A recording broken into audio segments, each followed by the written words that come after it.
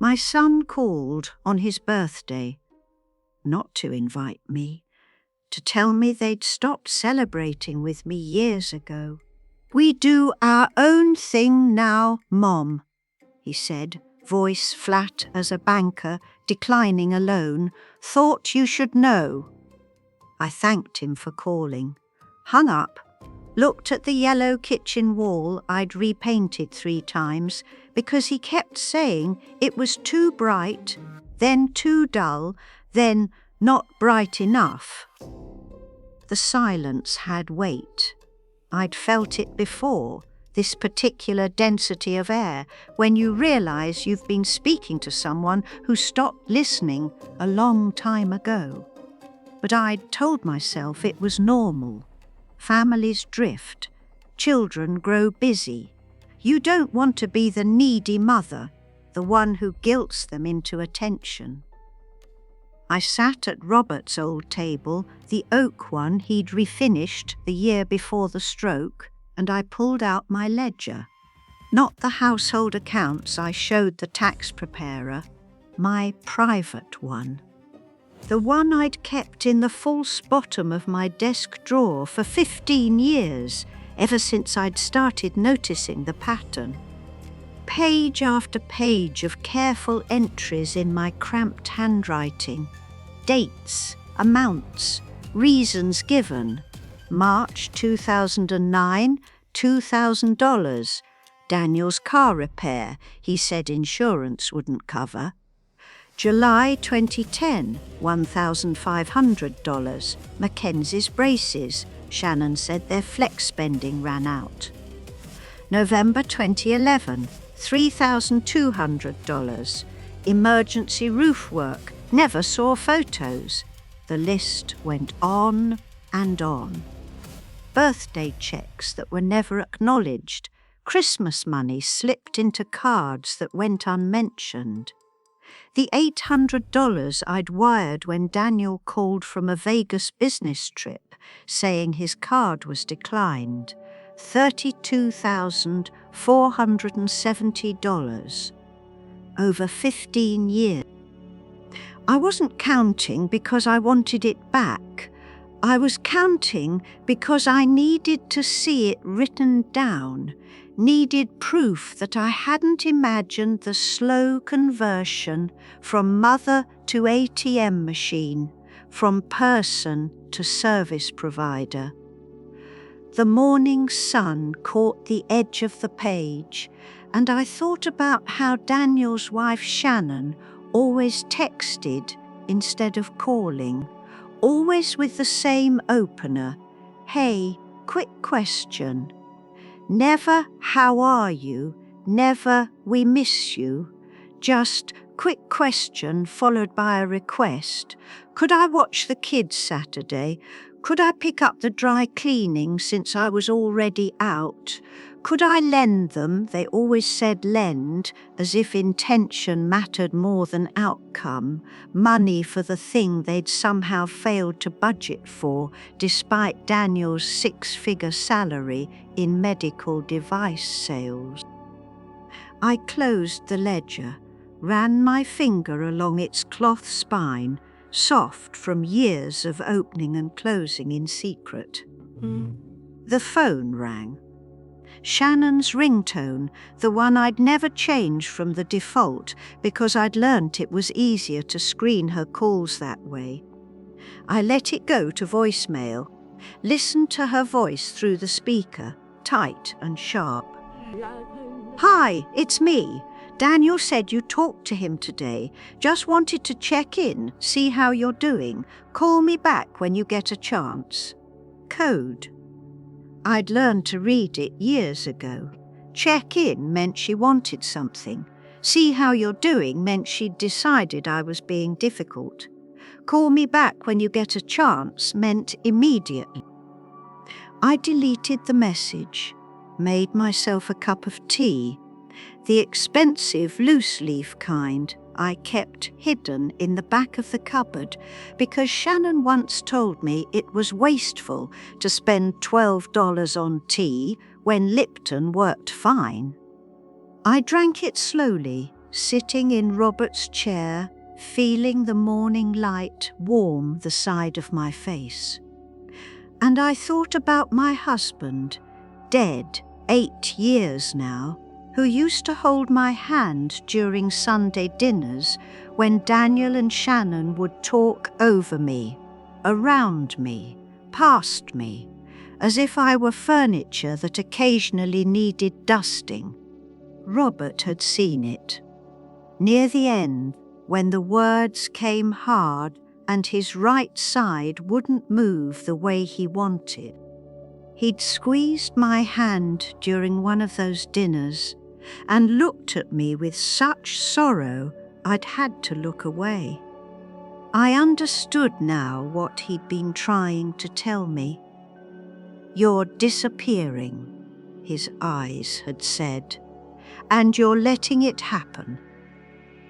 I opened the ledger again, turned to a page from 2014, the year Mackenzie graduated high school.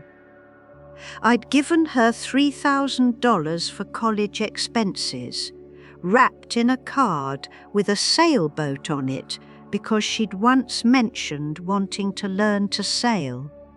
She'd texted thank you, no punctuation, no follow-up. I'd found the card in the trash at their house 6 months later when I was watching the kids and noticed it sticking out of the recycling bin. My handwriting still visible through the coffee grounds. The sailboat card. The one I'd spent 20 minutes choosing at the Hallmark store, reading every message inside until I found one that said what I couldn't. "I'm proud of you. I see you becoming yourself."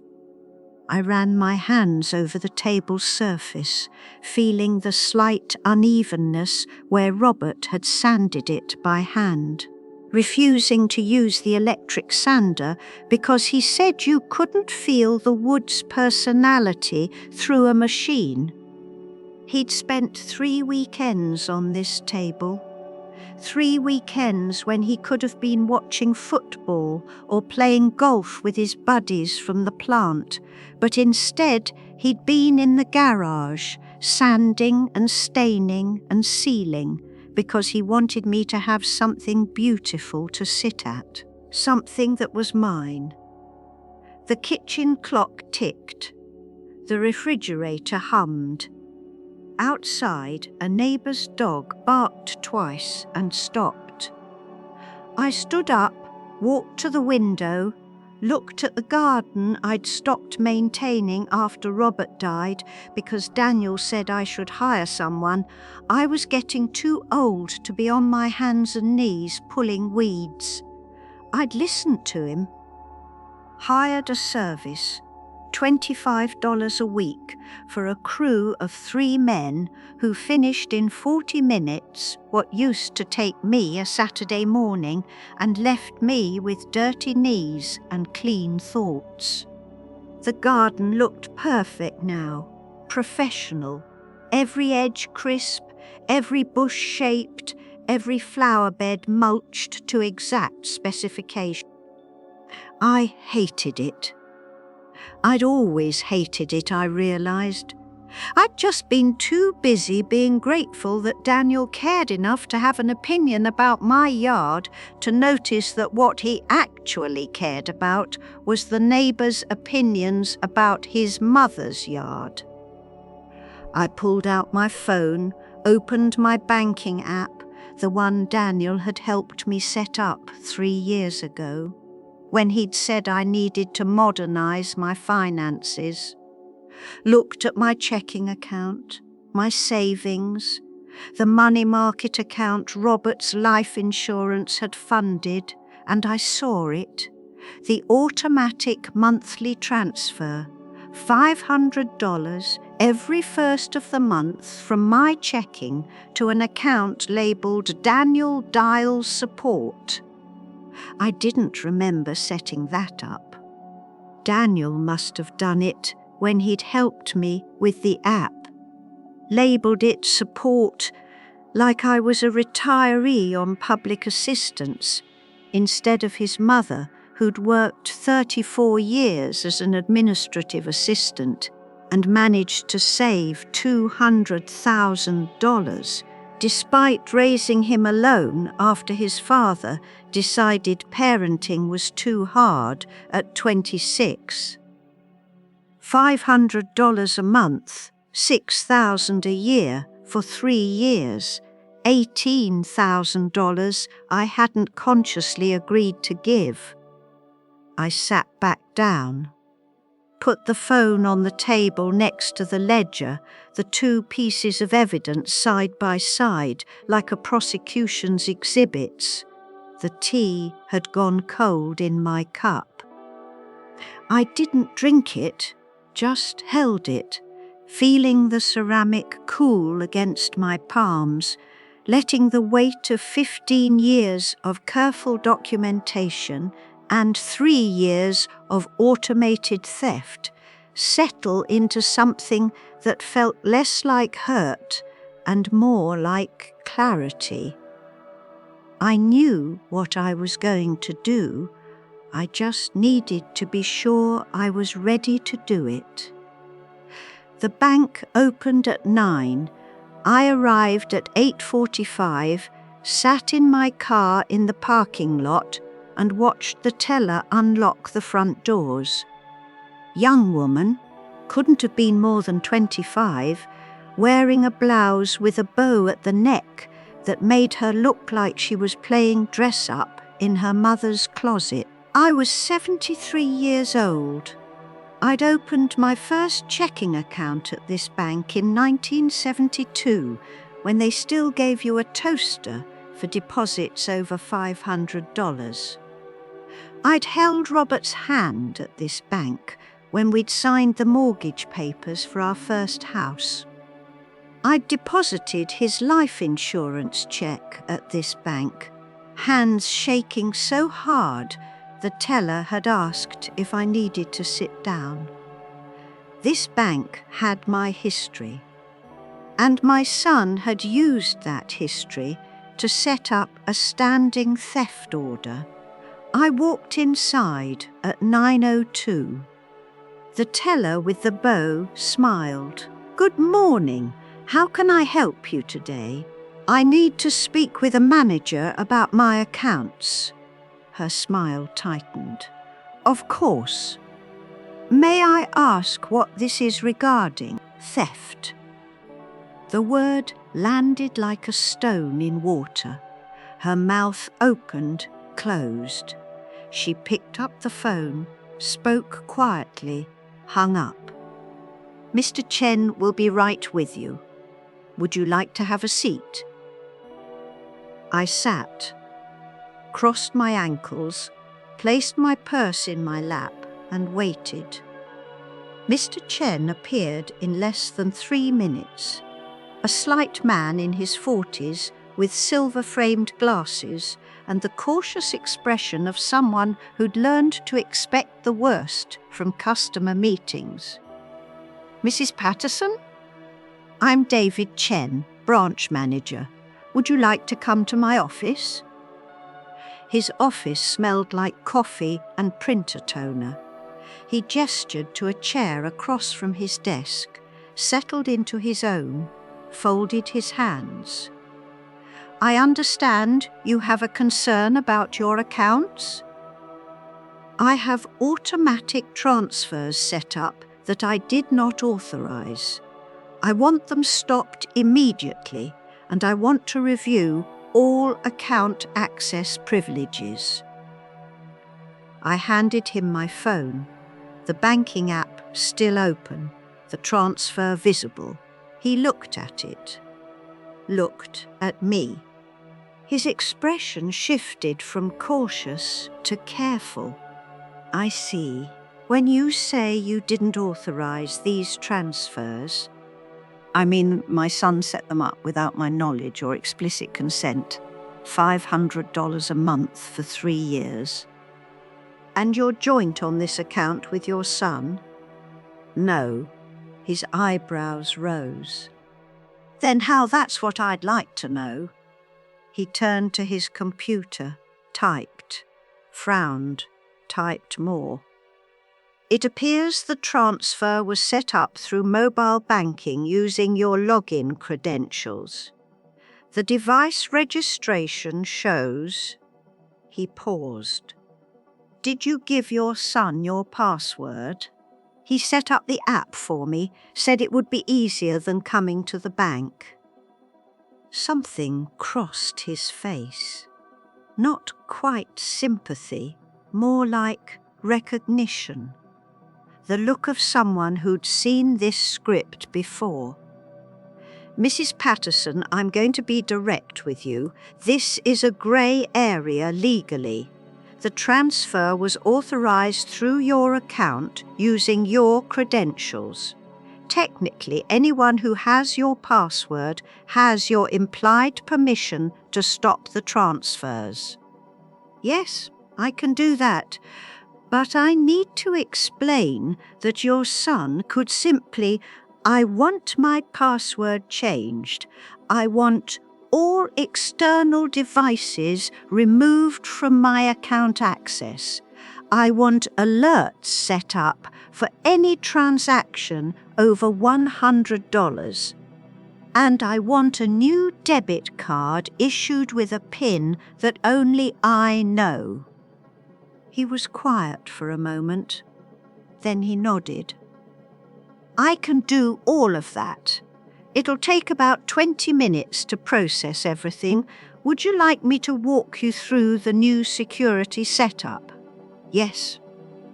While he worked, I sat in his office and thought about the last time I'd been in a bank manager's office. It had been with Robert, 3 months before he died, setting up the trust that was supposed to protect me. Supposed to. Daniel had been helpful then too, offering to handle the paperwork to make sure everything was properly organised. I'd been grateful.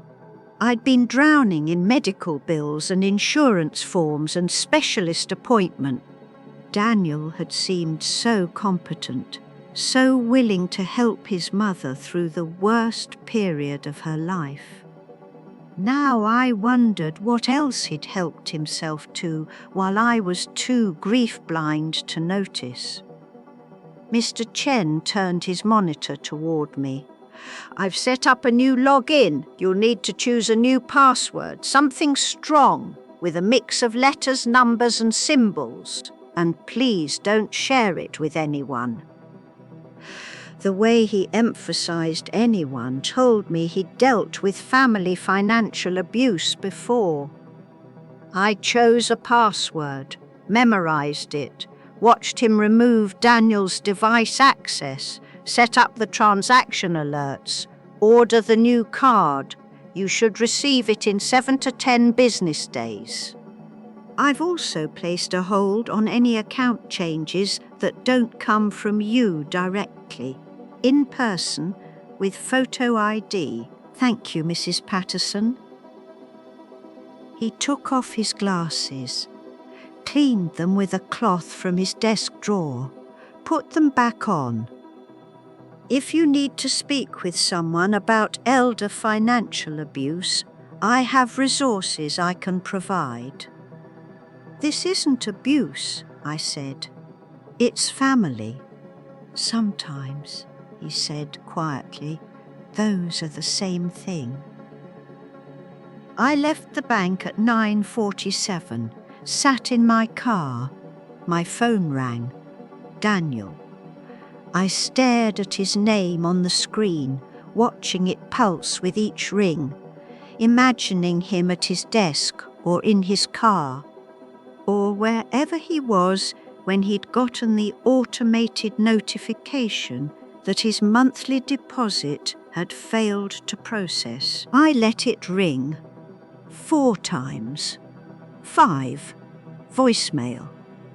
20 seconds later, a text. Mom, call me, issue with your account. Not, are you okay? Not, is everything all right? Issue with your account. like I was a problem to be solved, a malfunction in the system.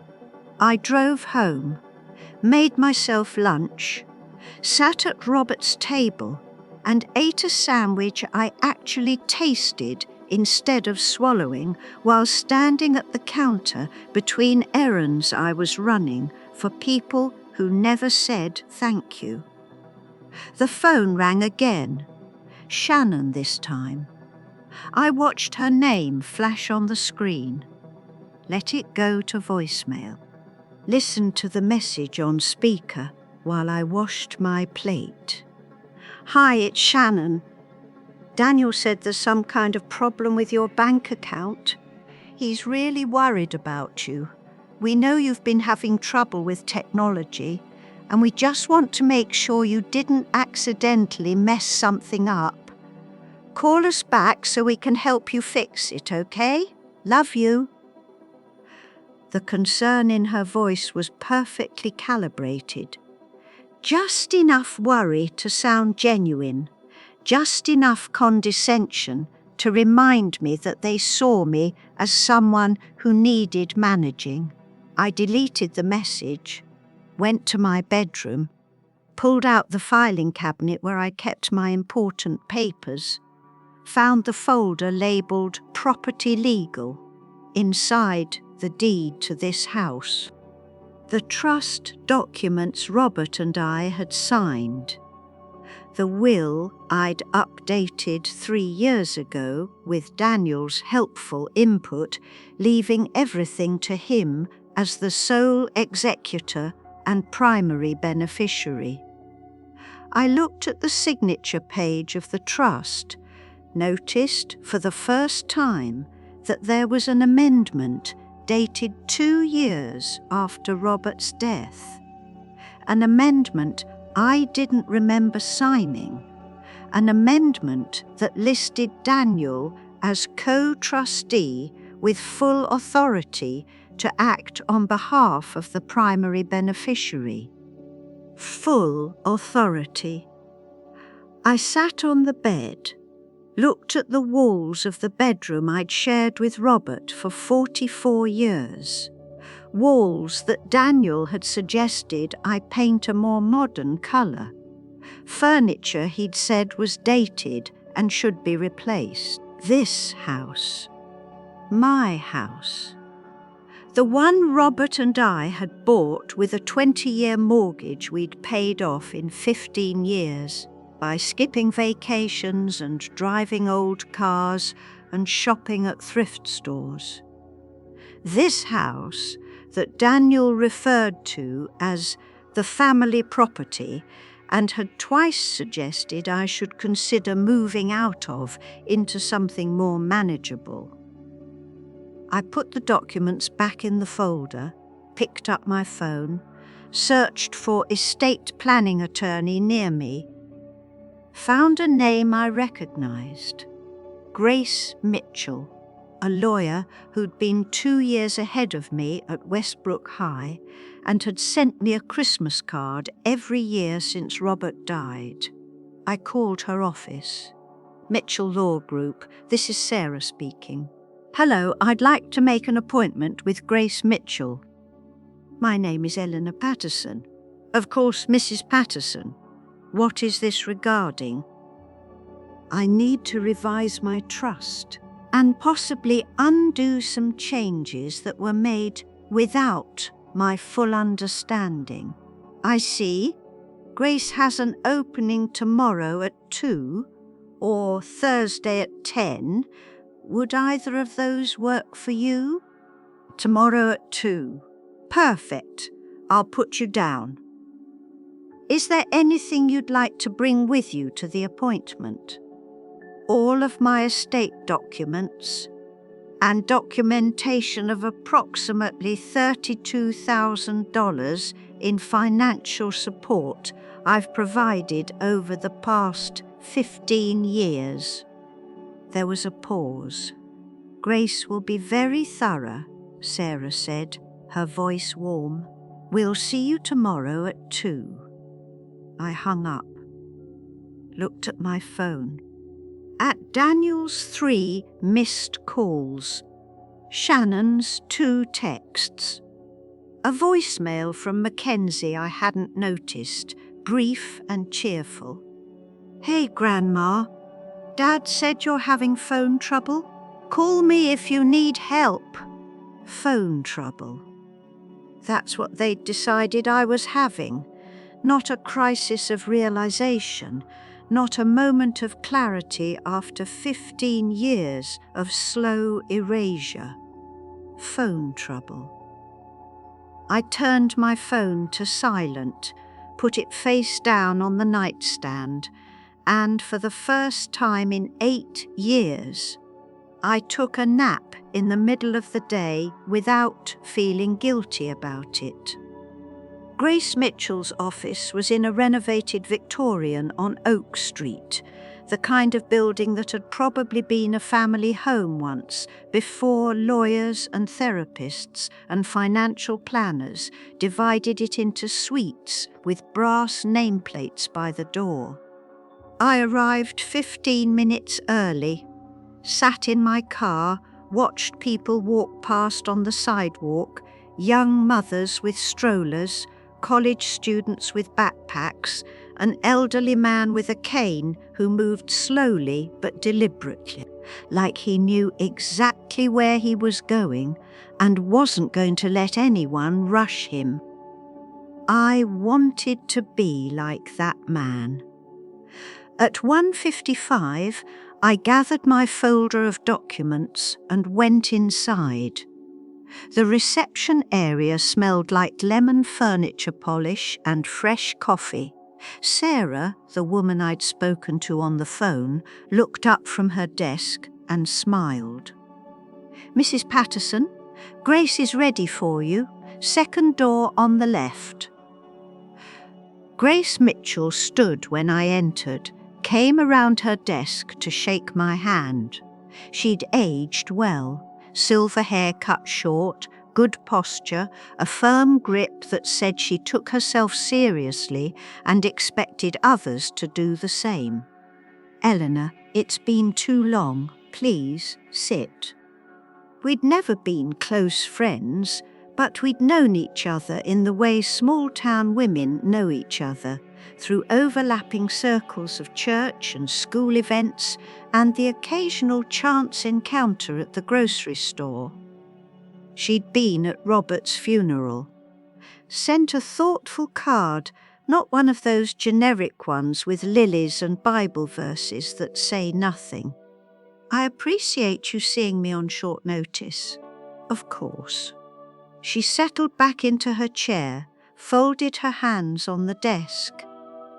"Sarah said you want to revise your trust and possibly address some unauthorized changes. Why don't you walk me through what's happened?" I told her. Not everything, not the 15 years of slow invisibility, the birthdays forgotten, the favors taken for granted. Just the facts. The automatic bank transfers. The trust amendment I didn't remember signing. The growing realization that my son had been treating my assets as his future inheritance to be managed or accessed at his convenience. Grace listened without interrupting, made notes on a legal pad. When I finished, she was quiet for a moment.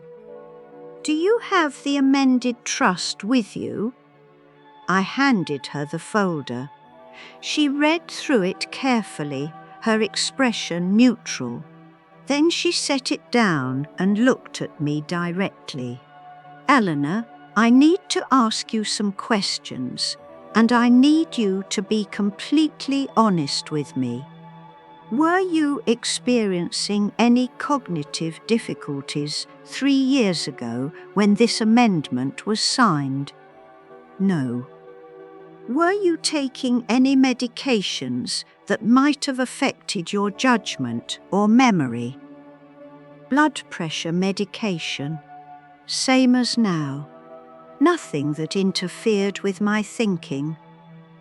And do you remember the circumstances under which this was signed? I thought back, tried to remember. Daniel said there were some updates that needed to be made. Tax law changes, he said.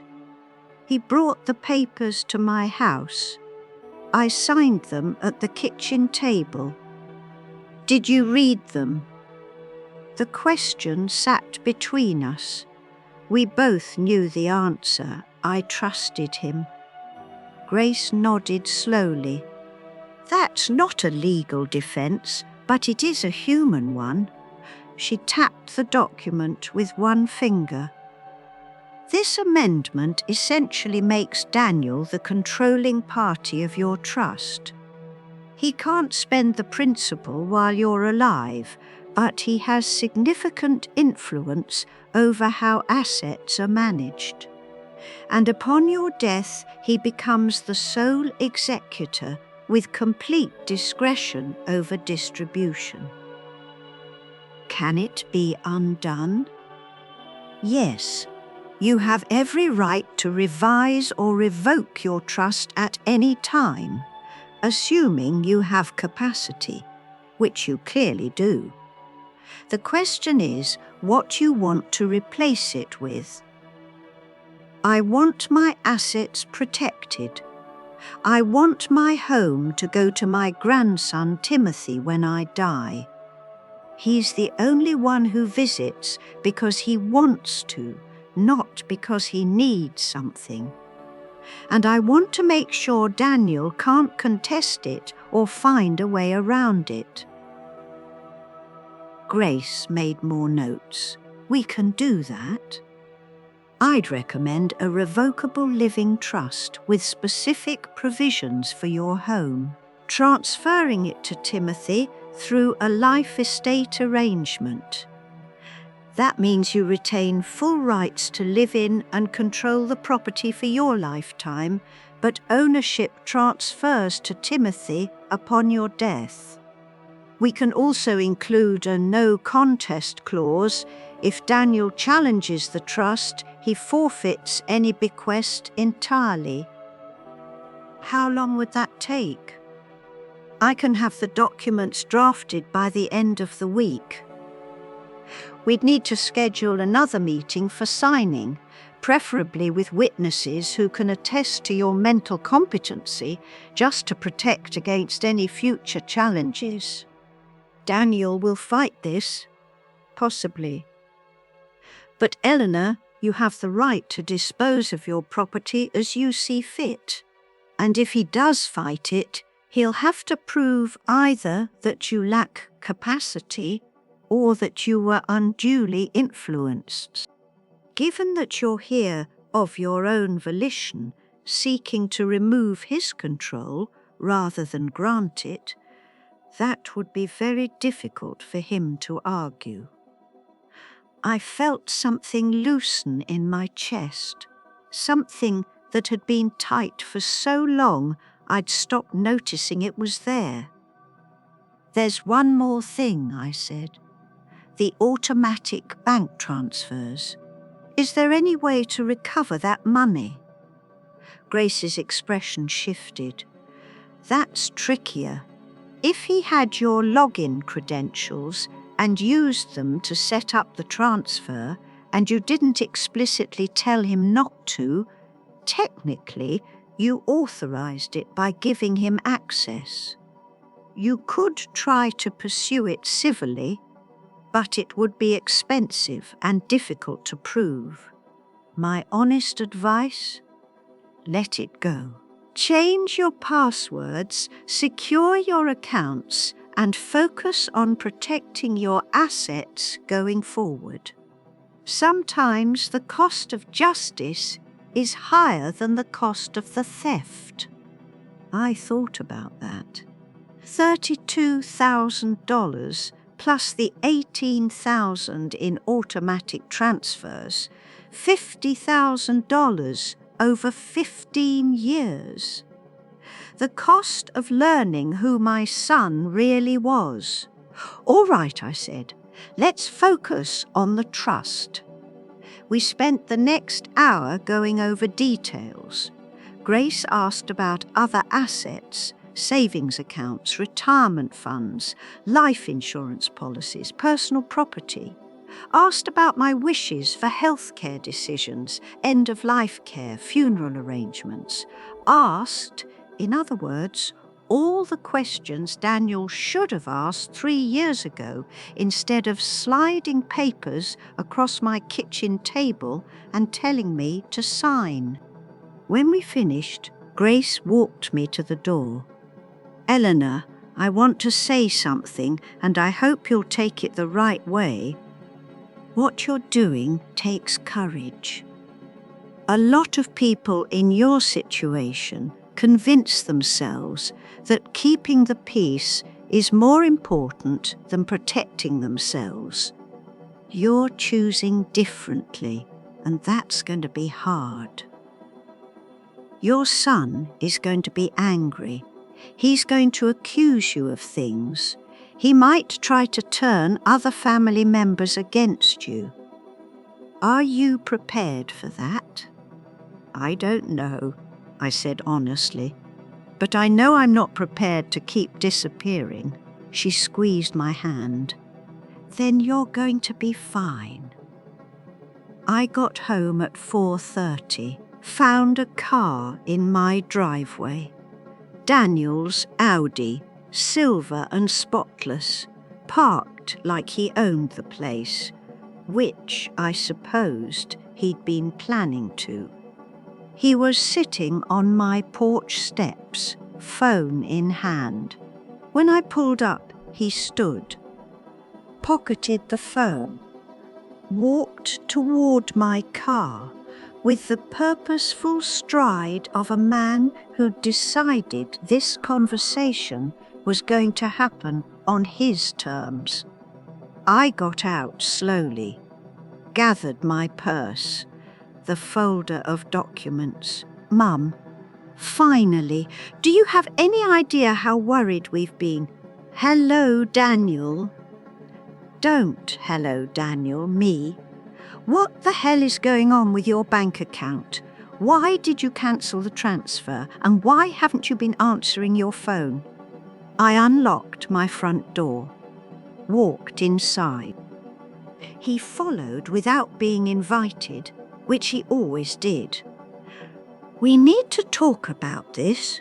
Shannon and I have been trying to reach you for 2 days. One day, I said. I went to the bank yesterday. Exactly.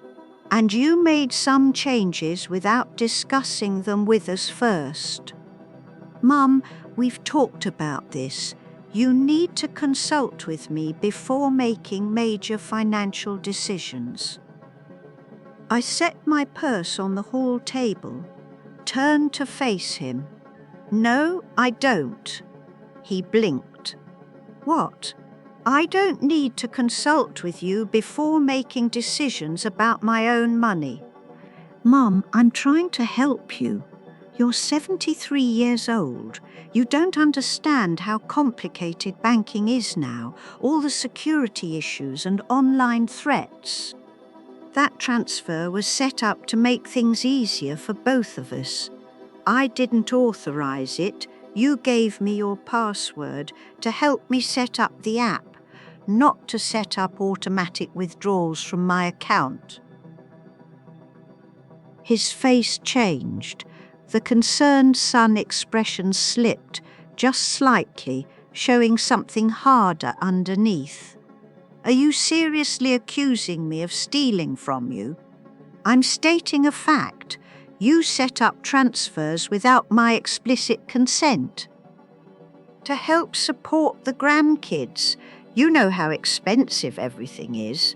Shannon's not working, Mackenzie's college costs a fortune, and I'm trying to provide for my family. I thought you wanted to help.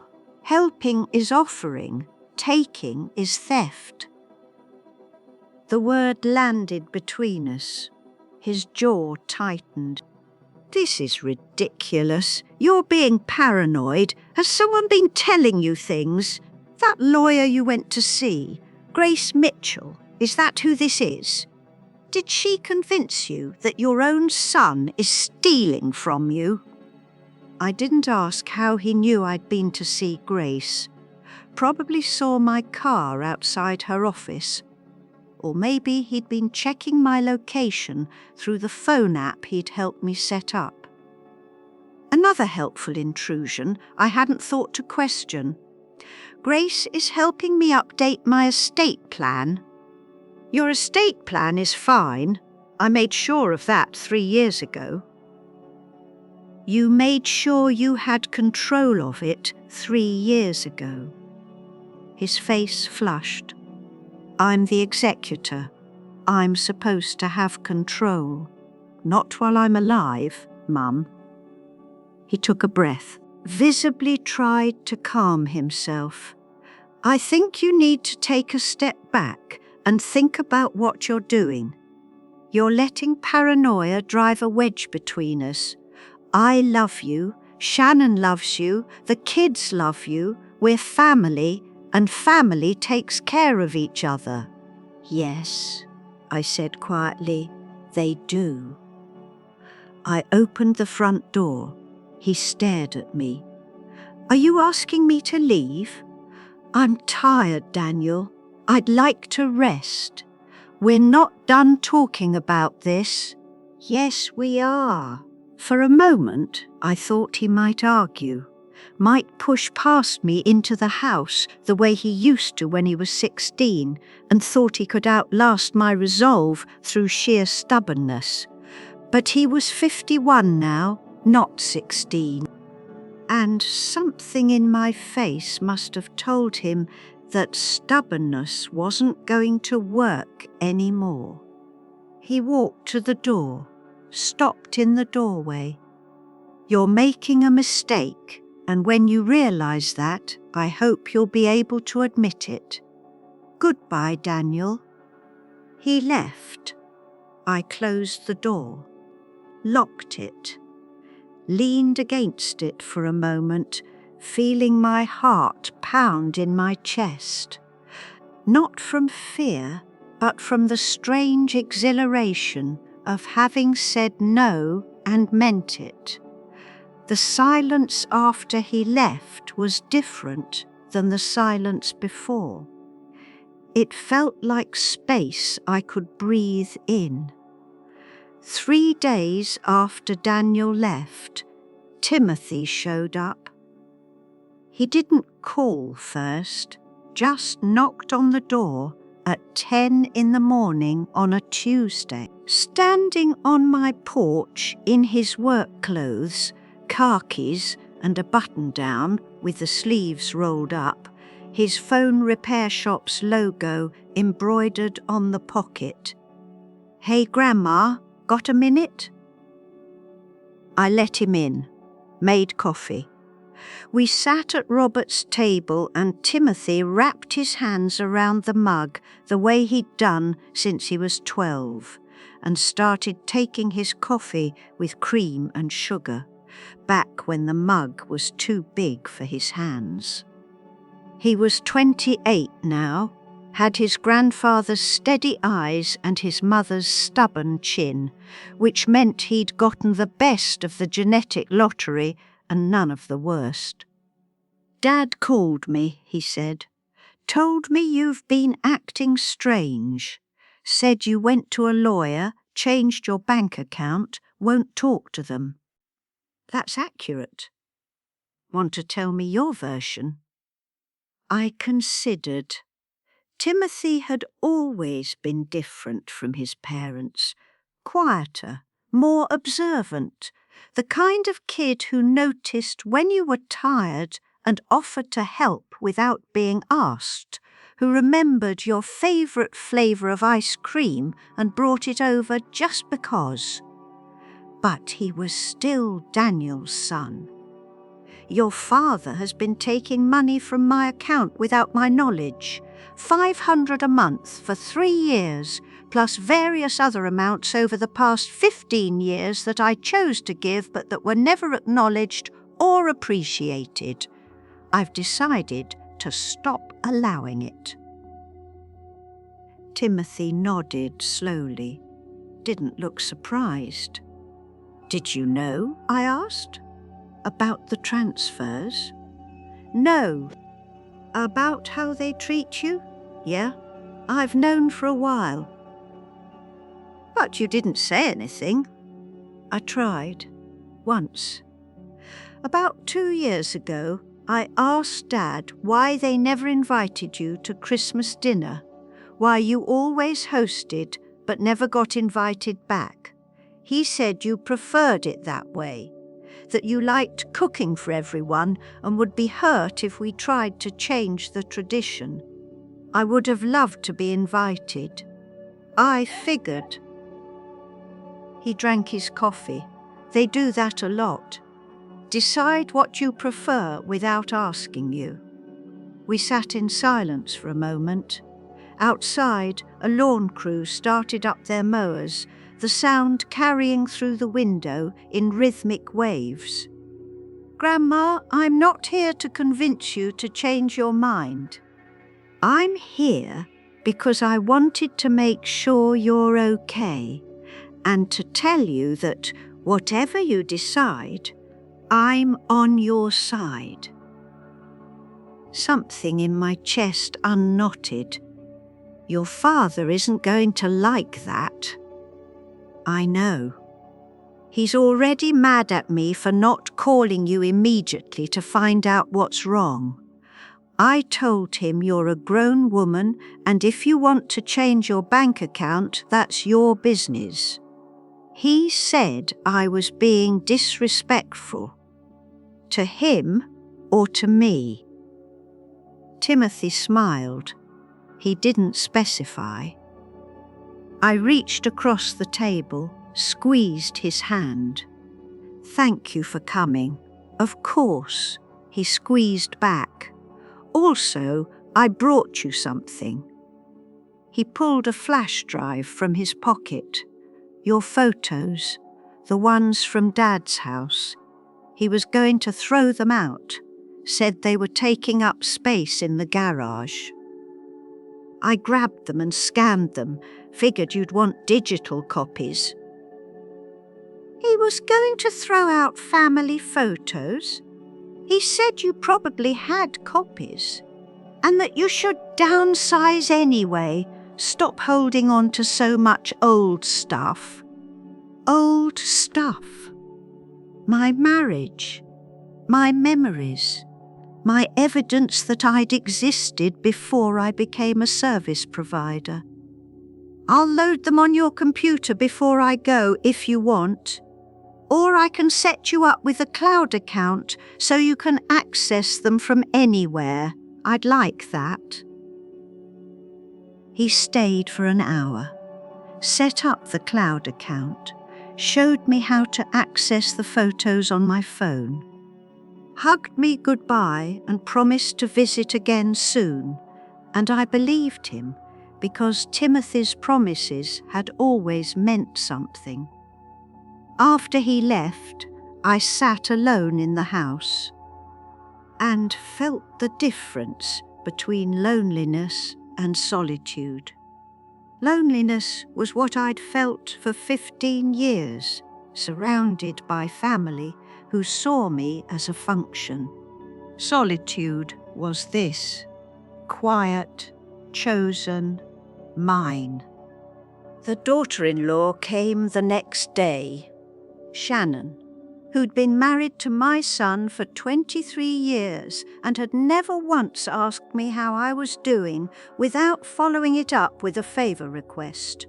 She brought pastries, set them on my kitchen counter in a white bakery box with a little window that showed off the croissants inside. I thought we should talk, just us, woman to woman. I didn't offer her coffee. She sat anyway, folded her hands on the table, gave me the sympathetic look I'd seen her use on the kids when they were in trouble. And she was gearing up to explain why they were wrong. Eleanor, I'm worried about you. We all are. These changes you're making, cutting off the bank transfers, meeting with lawyers, it's very sudden. And I think if you just took a moment to really think about what you're doing, you'd see that you're hurting the people who love you most. Shannon, how much has Daniel told you I've given over the years? She blinked. What do you mean? Money. How much do you think I've contributed to your household? I don't think that's $32,470, plus the automatic transfers, which bring it to just over $50,000. Her mouth opened, closed. That can't be right. I kept records. Well, even so, that was your choice. We never demanded anything. You offered. Did I? Or did you ask in ways that made it difficult to say no? Her face hardened. I don't appreciate what you're implying. I'm not implying anything. I'm stating facts. And the fact is, I'm finished being the family bank. This is about money. After everything we've done for you, the times we've checked on you, invited you to events, included you in our lives, the events I wasn't actually invited to, or the ones where I was expected to cook and clean and leave before dessert. That's not fair. You always said you preferred to host. You never asked what I preferred. You assumed. Shannon stood. The sympathetic mask had slipped entirely now, showing the calculation underneath. Daniel was right. You're not thinking clearly. And honestly, Eleanor, I think you're being selfish. We have children to raise, expenses to manage, and you're sitting in this big house all alone, hoarding money you're never going to use. It's not like you can take it with you. No, I said. But I can decide who gets it when I'm gone, and I have. Her face went very still. What does that mean? It means my trust has been revised. My home will go to Timothy, the rest will be distributed according to my wishes, which no longer include rewarding people who saw me as an ATM. You're cutting Daniel out of your will. I'm ensuring that my assets go to people who value me as a person, not a resource. She grabbed her purse. The pastries sat abandoned on the counter. You're going to regret this. When you're old and sick and need help, don't expect us to come running. You're making your choices, we'll make ours. I walked her to the door. Goodbye, Shannon. She left without looking back. I threw the pastries away, not because I didn't like croissants, but because I knew they'd taste like obligation, and I was done swallowing those. That afternoon, I went to the garden shed. I'd avoided it since Robert died. Daniel had hired the lawn service, and they brought their own equipment, so there'd been no reason to go inside. No reason to face the rows of tools we'd bought together, the bags of fertilizer and grass seed. The empty pots still stacked in the corner, waiting for spring planting that hadn't happened in 8 years. But I went now. The door stuck slightly. I had to put my shoulder into it, and when it opened, the smell hit me, earth and metal and the faint, sweet rot of old wood. Robert's gloves were on the workbench where he'd left them, brown leather, cracked at the fingertips, moulded to the shape of his hands. I picked them up. Something fluttered out from inside the right glove. A note. Folded small. My name on the outside in his handwriting. The letters shaky but determined, written during those last months when his hands didn't work the way he wanted them to. I unfolded it carefully.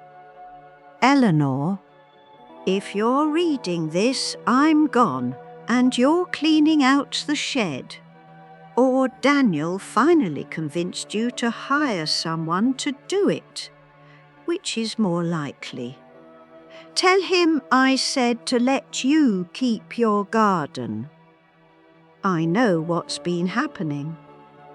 I see how they treat you, how you disappear a little more every time they visit, how you make yourself smaller to fit into the corners they leave for you.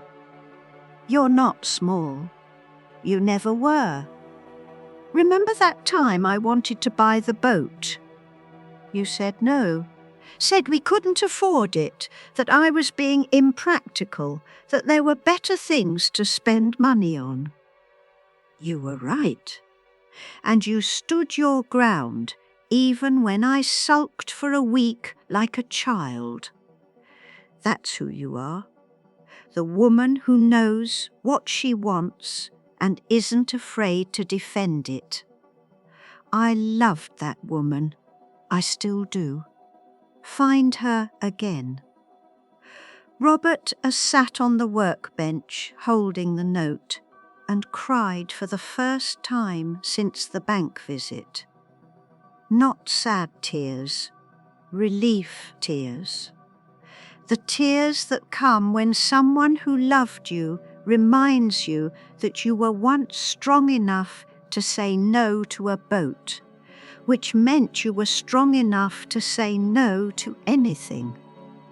I folded the note carefully, put it in my pocket, put Robert's gloves back on the bench exactly where they'd been, and I decided I was going to plant something in the spring.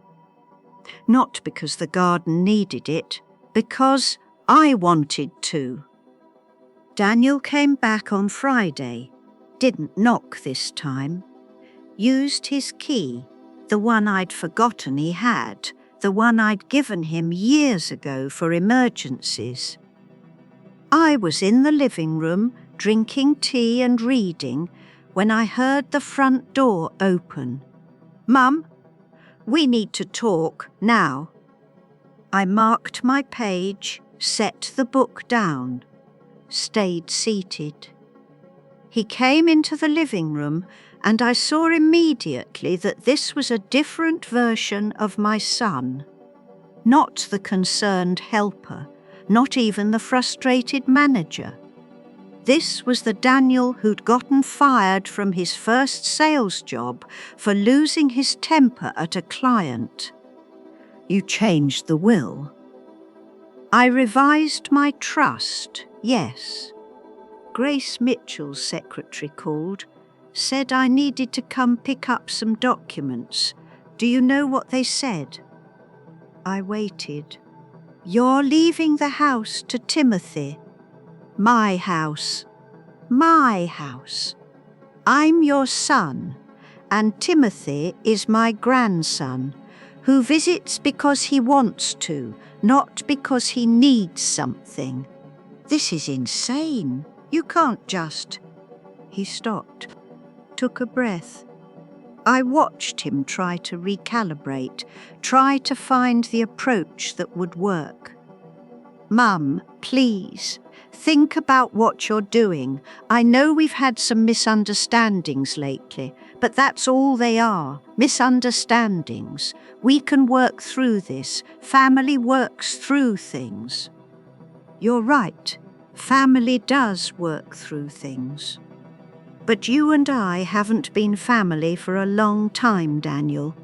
We've been a business relationship, and I'm dissolving it. Because of money? Because I was trying to help manage your finances. Because you were stealing from me. The word hung between us. I wasn't stealing. I was taking money without permission. That's the definition, Daniel. His face flushed dark. You know what? Fine. Keep your money, keep your house, give it all to Timothy, who's going to blow it on his little phone repair hobby instead of building a real career. But don't come crying to me when you need help, when you fall and can't get up, when you're sick and scared and alone. Don't call me. I won't. The certainty in my voice surprised him. Surprised me too, a little. You'll regret this. Maybe, but it'll be my regret, my choice, mine. He stared at me for a long moment. I saw something shift in his expression. The moment he stopped seeing me as a problem to solve and started seeing me as an obstacle to remove. Enjoy your independence, Mum. Hope it keeps you warm at night. He turned and left, slammed the door hard enough that a picture frame rattled on the wall. I sat very still, listening to his car start, pull out of the driveway, disappear down the street. Then I got up, went to the front door, located the spare key he'd used. It was hanging on the hook by the door where I kept keys for the garage, the shed, the mailbox. I took it off the hook, walked to the kitchen, threw it in the trash. Tomorrow I'd call a locksmith, change the locks, add deadbolts. But tonight I stood in my kitchen and felt the absence of my son like a phantom limb, painful and present and permanent. I cried for a while, stood at the sink and let myself feel the full weight of choosing myself over the relationship I'd been clinging to for 51 years. Then I washed my face, made dinner, ate it slowly at Robert's table, tasting every bite. The next morning, I drove to a cafe downtown. Not the chain place by the grocery store where I usually stopped for coffee on errand days. A real cafe, the kind with mismatched chairs and local art on the walls and a menu written in chalk that changed weekly. I ordered a lavender latte, found a table by the window, brought a book I'd been meaning to read for 3 years but never had time for because there was always something Daniel needed, some favour Shannon requested, some obligation that filled the hours I might have spent on myself. The latte was expensive, $7 for coffee I could make at home for pennies. It was delicious. I sat there for 2 hours, read 4 chapters, watched people walk past the window, students and artists and young parents and elderly couples holding hands. Lives being lived, choices being made. Nobody knew who I was.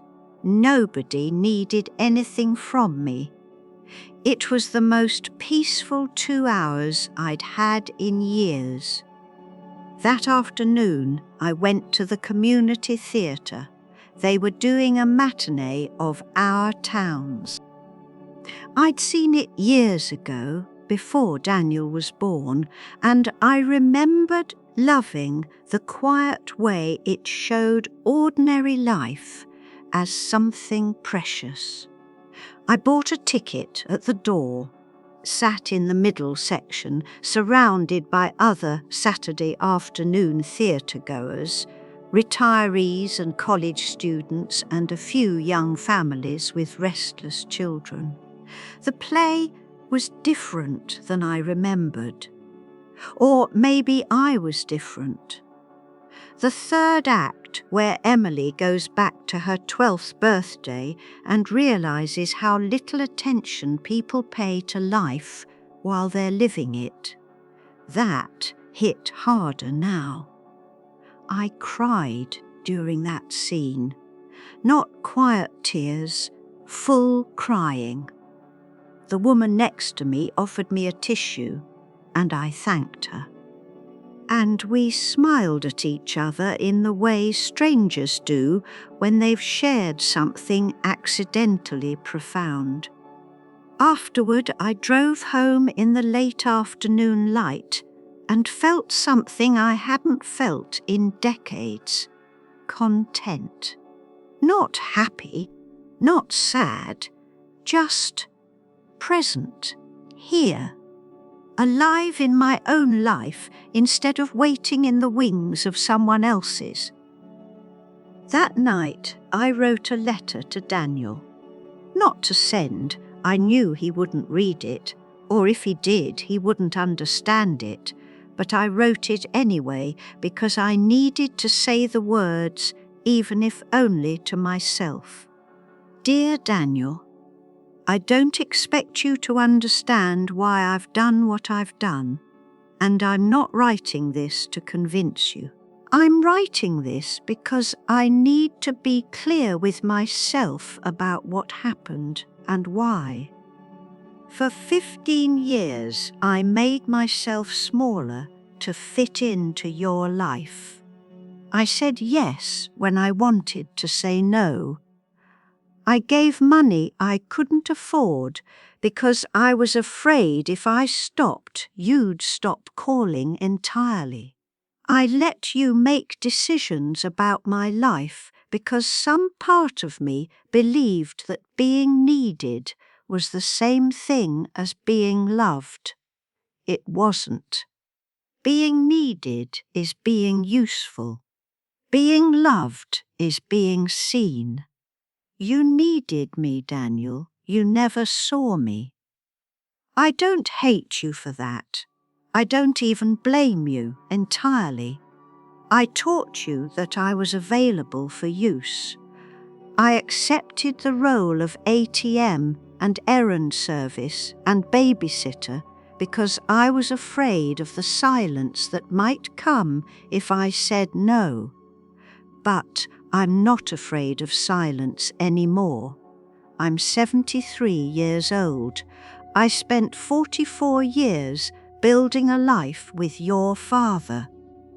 And I've spent the 8 years since his death slowly dismantling myself to make room for your needs. I don't have time to keep disappearing, so I'm choosing something different.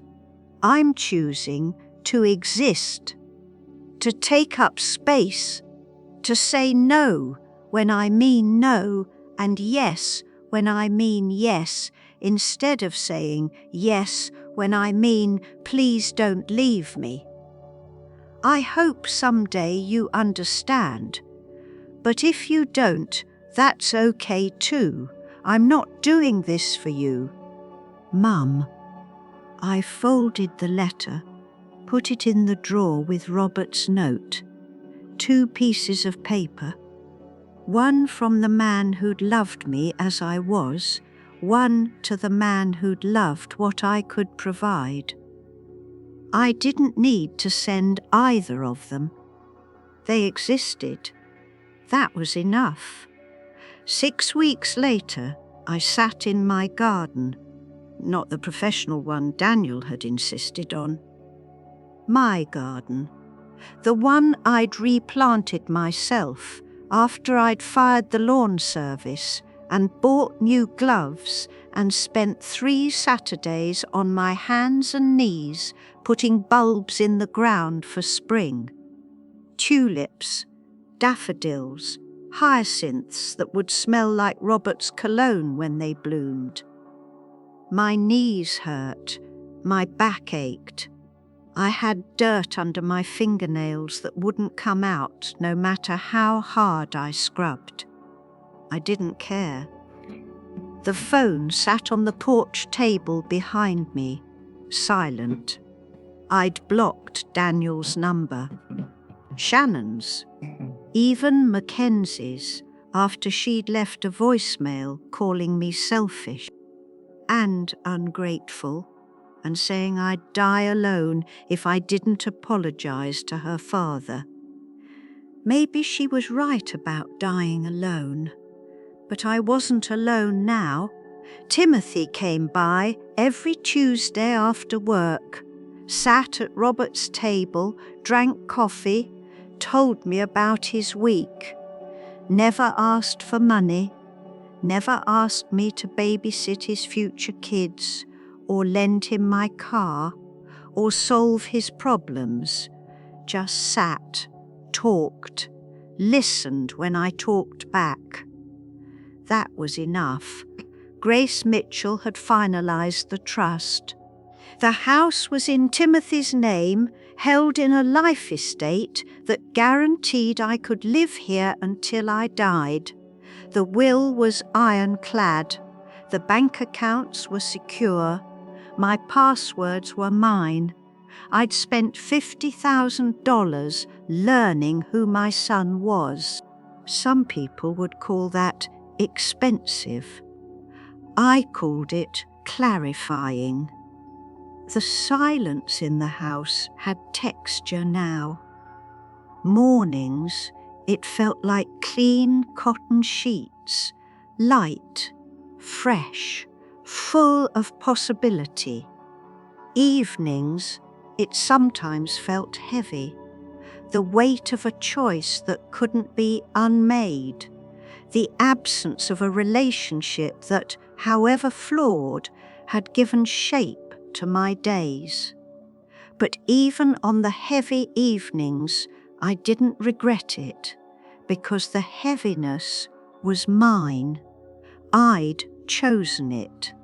It belonged to me in a way the false lightness of pretending everything was fine never had.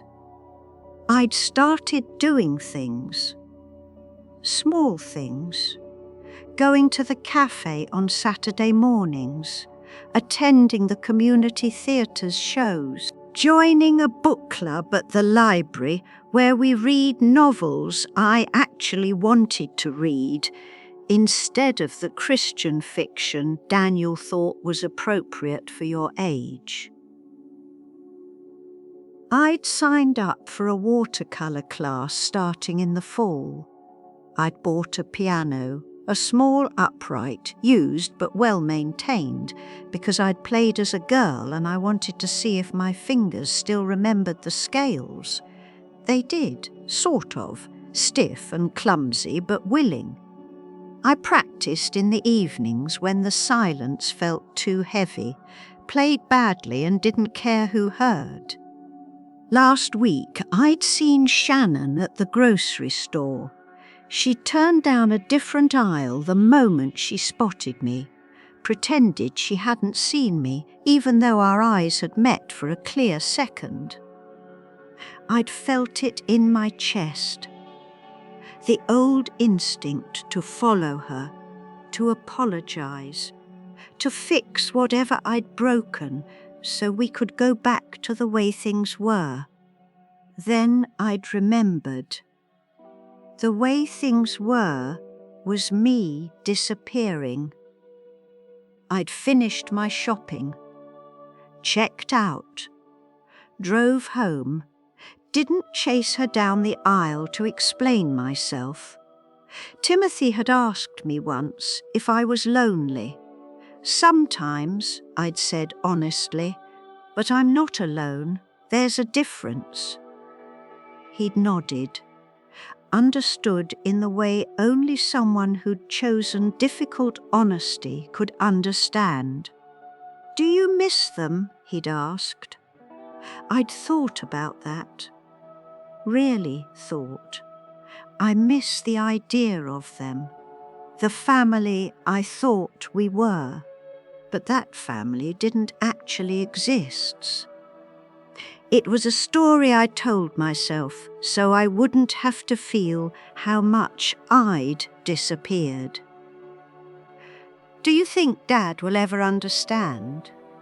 No, and I've made peace with that. I had, mostly. Some mornings I woke up and reached for the phone, forgetting for a moment that there was no one to call, no grandchildren to check on, no daughter-in-law's texts to answer, no son's problems to solve. But then I'd remember.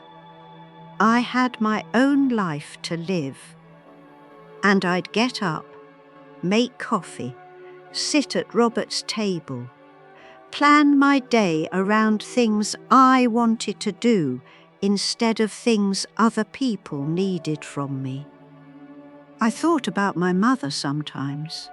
She died when I was 40, which felt impossibly young now that I was 73. She'd spent her whole life serving her husband, her children, her church, had never, as far as I knew, done a single thing purely for herself. When she died, people said she was a saint. I'd believed them. Now I wondered if she'd been happy, if anyone had ever asked her what she wanted, if she'd even known. I didn't want to be a saint. I wanted to be a person. The sun was setting. The garden smelled like earth and coming rain. I stood up slowly, feeling my joints protest, brushed the dirt off my knees, went inside, washed my hands, made dinner, sat at Robert's table and ate alone, but not lonely. The house was quiet. My house, my silence, my space. Tomorrow I'd wake up and it would still be mine.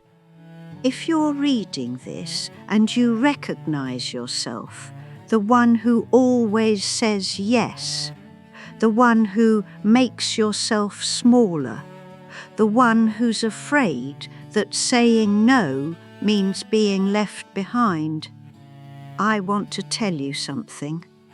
Your silence isn't kindness. It's abandoning yourself.